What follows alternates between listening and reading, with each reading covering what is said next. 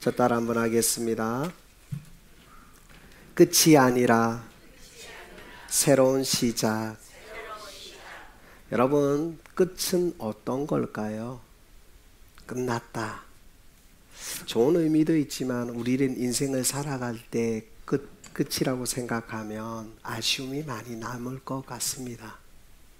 허탈함도 있고, 정년퇴직을 하신 우리 또 어른들을 만나보면 참 무기력해지는 모습들을 자주 보게 됩니다. 왜요? 끝났으니까. 갈 데가 없다는 거예요. 직장에 다니면서 투덜거리면서 그래도 점심시간 하루가 똑딱똑딱 지나갔던 그때가 좋았는데, 이제 정년퇴직하고 나니까 아내의 눈치를 보는 거예요. 이 한국의 가장들의 모습인 것 같아요. 왜냐, 만날 사람이 없어요. 왜요? 만나지를 못했으니까요. 여러분, 그런데 이 시대는 늘 끝을 경험하게 됩니다. 세상은 끝이 있으니까요. 그러나 하나님은 우리에게 무엇을 말씀하시느냐? 끝이 아니라 새로운 시작이라는 거예요. 여러분, 우리는 하나님을 믿으면 우리에게는 무엇이 생기느냐? 소망이 생기는 거예요.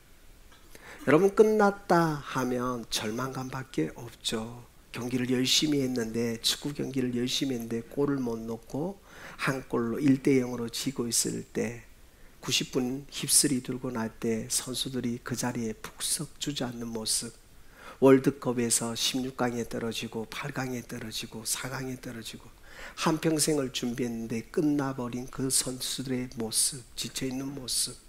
그런데 하나님은요, 우리에게 끝을 말씀하신 적이 없으십니다. 무엇을 말씀하셨느냐? 넌 다시 시작할 수 있다고 말씀하십니다. 기독교인의 신앙은 어떤 신앙이냐? 이런 말을 많이 합니다. 오뚜기 신앙, 오뚜기 신앙.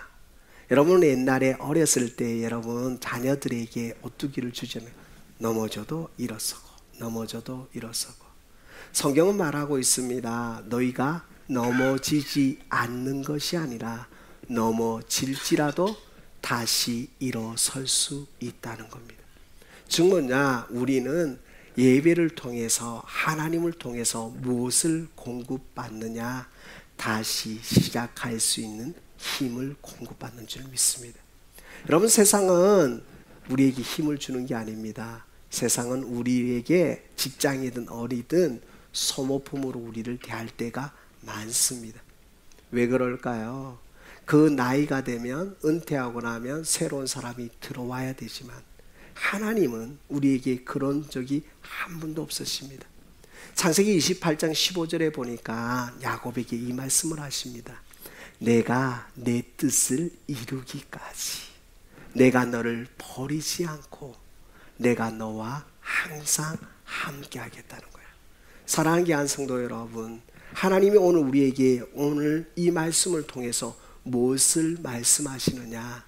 내가 너를 위하여서 대신 제속제물이 되셨다고 말씀하고 있습니다.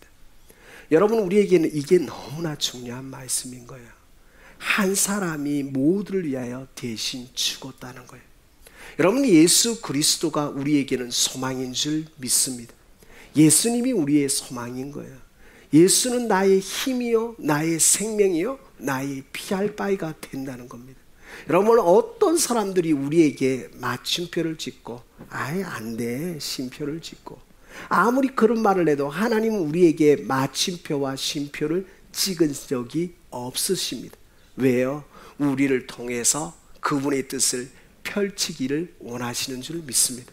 오늘 성경에 보니까 하나님이 관곤하신다고요. 오늘 성경에 보니까 14절에 보니까 그리스도의 사랑이 우리를 관곤하시는도다. 이게 뭘까요? 하나님이 강력하게 겁을 주면서, 여러분, 이단과 기독교가 다른 이유가 뭔 줄 아십니까? 끝이 다른 것도 맞고요. 이단은요, 공포심을 많이 줘요. 율법을 많이 줘요. 이거 안 지키면 안 된다는 거예요. 무조건 해야 된다는 거예요. 할당도 주고요. 여러분, 왜 그럴까요? 그건 정말 구겨 잡는 거예요. 사람을 막 구겨 잡아서 이거 안 되면 여기만 보게 되는 거예요. 원숭이의 엉덩이는 빨갛습니다. 여러분 다 아시죠? 그런데 나중에는 어떻게 돼요? 모든 게 빨갛다고 이야기하는 정말 교리 중독을 가리킵니다. 아, 목사님 어떻게 잘 아십니까? 4년 반 동안 배웠습니다. 가천에서 사역하지 않았습니까? 이만희 씨가 우리 목사님 옆집에 살아요. 아파트에. 깜짝 놀랐어요. 그 할아버지에게 근데 막 매료돼 버린 거예요. 중독돼 버리는 거예요.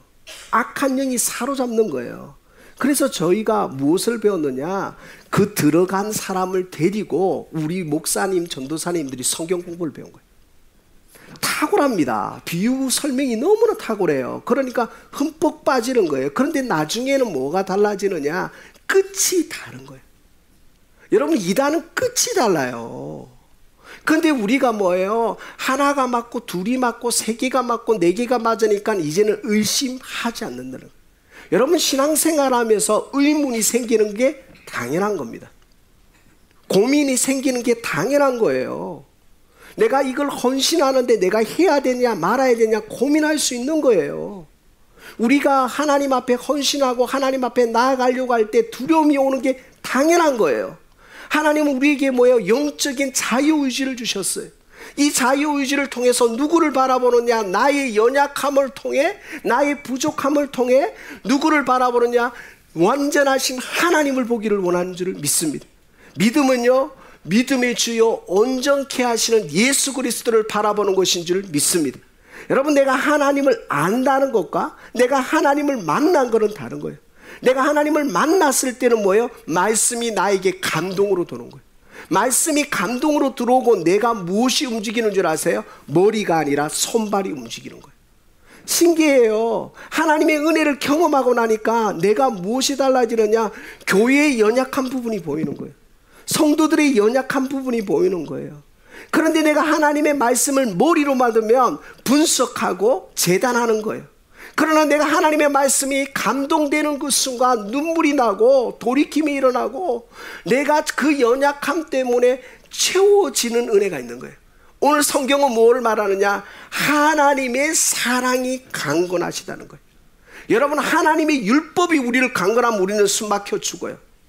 하나님이 오늘 우리에게 뭐냐? 내가 이 율법의 완성자가 되어 주겠다는 거예요. 여러분, 예수님이 이 땅에 오신 이유는 뭐냐? 저 따라합니다. 율법의 완성자이시다. 율법의 마침이다. 이게 로마서 10장 4절에 율법의 마침이 된 거예요. 여러분, 율법이 나쁜 게 아니에요. 율법이 나쁘면 목사님들이 우리 장로님 구약 성경은 다 찢어야 돼. 아니에요. 예수님이 이 땅에 오신 목적은 이 율법의 완성자가 되시고 율법의 마침이 되기 위해서 오늘 말하는 거예요. 어느 누구도 이 죄의 문제를 해결할 수 없다는 거예요. 많은 사람을 대신해서 죽을 수 없다는 거예요. 내가 죽지 않고 내가 십자가를 통과하지 않으면 너희는 육신대로 산다는 거예요. 그러나 내가 십자가를 위해서 예수 그리스도가 직접 그 죄를 담당하심으로 인해서 이사야 53장에 그가 찔림은 우리의 허물을 인하며 그가 죄악을 치는 걸 우리의 죄 때문이라고 말하는 것처럼 우리의 죄의 문제, 우리의 정말 아버지를 아버지라 부를 수 있는 양자의 영을 허락하신 예수 그리스도가 있기에 우리는 예수 그리스도만 믿고 따라가는 것인 줄 믿습니다. 사랑하는 교회 성도 여러분, 그래서 세상은 뭘 말하느냐? 성공과 실패를 이야기하는 거예요. 세상의 법칙은 성공과 실패예요. 성공했냐? 실패했냐? 돈 많이 갖고 있냐? 좋은 집 사냐? 제가 그분들을 비난하는 게 아니라 그만큼 인정받고 싶고 존중받고 싶은 거예요. 이건 1차적인 거예요. 그런데 여러분, 진짜 주님을 알고 되면, 하나님을 믿고 내 삶이 드러나기 시작하면 섬기고 나누어주고 채워주는 하나님의 사람이 있는 거예요. 여러분은 우리가 정말 이 미국 땅에 살아가면서 가장 중요한 게 뭘까요? 도네이션 문화잖아요. 섬기는 문화잖아요. 여러분, 미국의 선교사님들이 한국 땅에 오셔서 세브란스를 짓고 그냥 주고 왔어요. 모르시나요? 진짜예요. 선교사님들이요, 이하 학당을 만들고 가셨어요. 이게 뭘까요? 이게 말이 됩니까? 자자손손이 이사를 하고 이사장을 해서 다 빼내 가야 되는 거 아니에요? 아니에요. 다 주고 가셨어요. 지금도 신촌 세브란스 병원은 선교사님이 50% 할인입니다. 모든 병 수술부터 시작해서. 이게 법제화되어 있어요. 왜 그럴까요? 왜 이럴까요? 이게 수지타산이 맞습니까? 사업하시는 우리 장로님 권사님 있어요. 이제 말이 됩니까? 얼마나 인건비가 올랐는데, 얼마나 물가가 올랐는데 이게 말이 됩니까? 그런데 왜 그럴까요? 하나님의 뜻을 부여잡고 하나님 뜻대로 살면 세상에 보이는 게 아니라 하나님 나라가 보이는 거예요. 여러분, 세상은 성공과 실패의 법칙을 붙들지만 하나님의 사람은 무엇을 붙드느냐? 승리의 법칙을 붙드는 줄 믿습니다.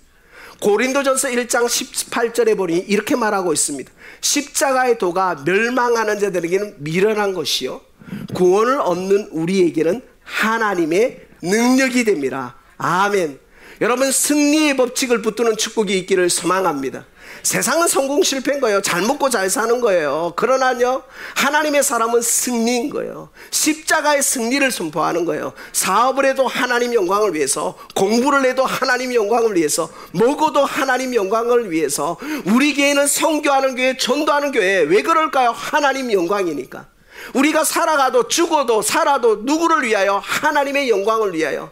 우리의 믿음의 선조들이 흘렸던 그 눈물과 땀과 그 유관순 여사가 3일 운동하면서 정말 기도했던 기독교인 33인들의 그 기도의 헌신이 우리에게 흘러내려와서 우리는 뭐예요? 정말 하나님 나라 위하여 살아가는 승리의 법칙을 붙들게 되는 줄 믿습니다. 그래서 우리는 고지론을 붙드는 게 아니에요. 옛날에 기독교인 중에 목사님들이 고지론, 높은 자리에 있어야 무조건 성공하고 하나님 나라를, 하나님 뜻을 드러낸다. 아니에요. 여러분, 이거 아닙니다. 여러분의 삶의 자리가 하나님 나라인 줄 믿습니다. 여러분, 아프리카가 선교지이십니까? 쿠바가 선교지이십니까? 아, 목사님 왜 저렇게 말? 맞습니다.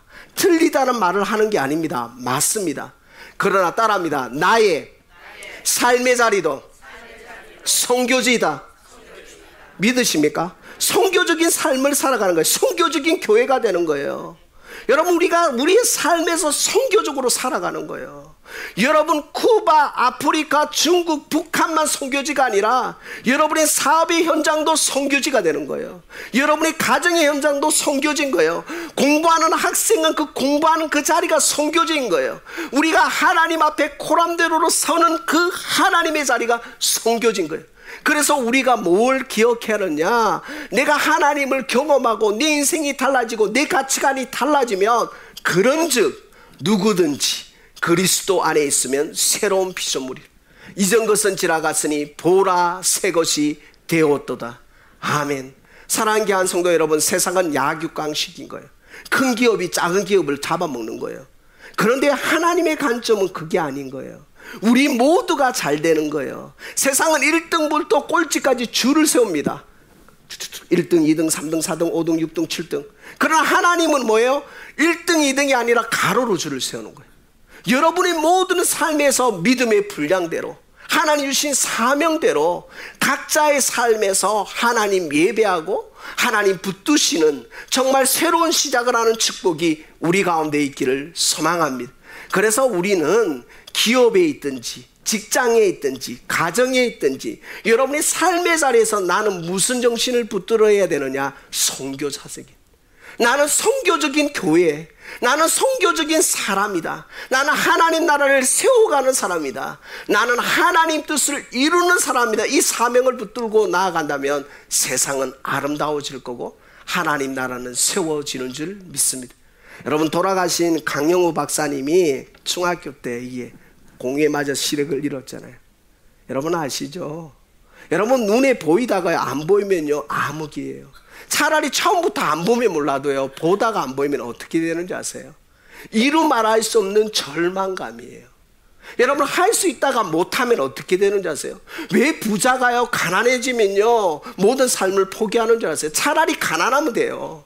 차라리 공부를 못했으면 돼요. 공부를 잘하는 애가 못하게 되면 수능 끝나고 나면 엘리베이터 아파트에서 뛰어내리는 거예요. 왜요? 그 좌절감과 그 실망감과 이루 말할 수 없는 고통이 있는 거예요.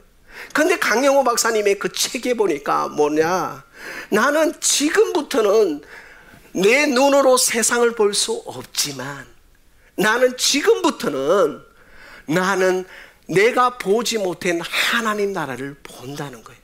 이게 거듭남인 거예요. 사랑하는 귀한 성도 여러분, 하나님 나라를 보고 여기에 헌신하는 거 아닙니까? 하나님 나라를 보고 우리가 예배하는 거 아닙니까? 하나님 나라를 보고 여기에 있지 않습니까? 여러분, 우리가 지금 눈으로 보는 하나님 나라가 아니라 우리가 눈으로 볼 수 없는 그 하나님 나라를 세워가는 믿음의 거장 되기를 소망합니다. 모든 걸 잃은 것 같은데 하나님을 얻으면 모든 것을 얻은 것인 줄 믿습니다.